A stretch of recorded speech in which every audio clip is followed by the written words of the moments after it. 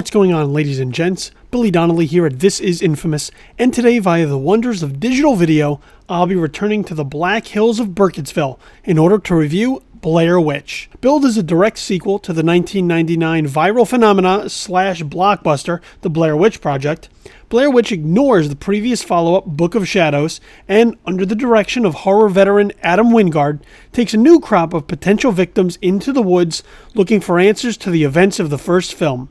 However, the movie operates more like a modern-day retelling of the same story, incorporating current technology like GPSs and drones while mimicking a lot of what we already saw 17 years ago, but to lesser effect. Prompted by the emergence of a new video online that may hold some answers for him, James Allen McCune plays the younger brother of Heather Donahue, the ringleader of the first film's crew, who sets out to further explore the mystery of her disappearance. In that respect, Blair Witch actually has a legitimate premise to justify its existence, but for a film like this to actually work, it has to take its own risks and carve its own path, not simply rehash what clicked once upon a time.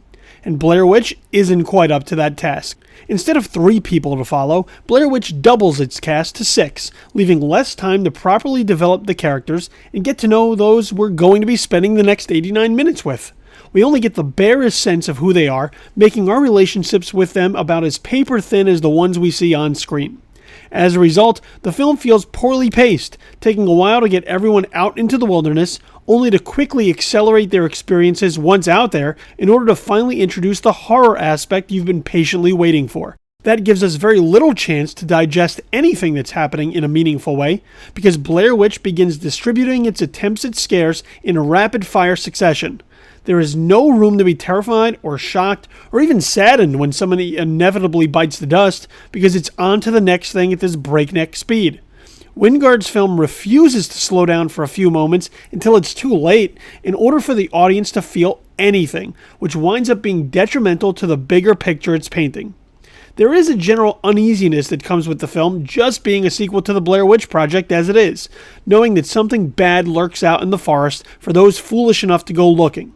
In the positive column, Blair Witch does manage to maintain some level of built-in tension throughout as you wait in anticipation of evil eventually surfacing. However, the payoffs are too weak this time, calling upon stickmen and rock piles to again do the job, even though they've lost their luster since their initial appearance. Blair Witch never comes close to matching the terror of its predecessor. That lightning in a bottle isn't captured again. Blair Witch can be seen as a valiant effort at times to bring back this particular horror property in 2016, but it never quite manages to live up to the original film, except in scoring some points for less shaky cam. As a result, it winds up feeling like a disappointment when all is said and done. After all, if you're essentially going to remake the Blair Witch Project, yet never quite come close to matching its magic, then what was the point? While there are aspects about Blair Witch that creatively operate in the film's favor, I believe you're better off revisiting the original found footage classic than seeing what too often feels like a retread with diminished returns. As much as I wish things would have been different, it's tough to recommend going out of your way to check out Blair Witch.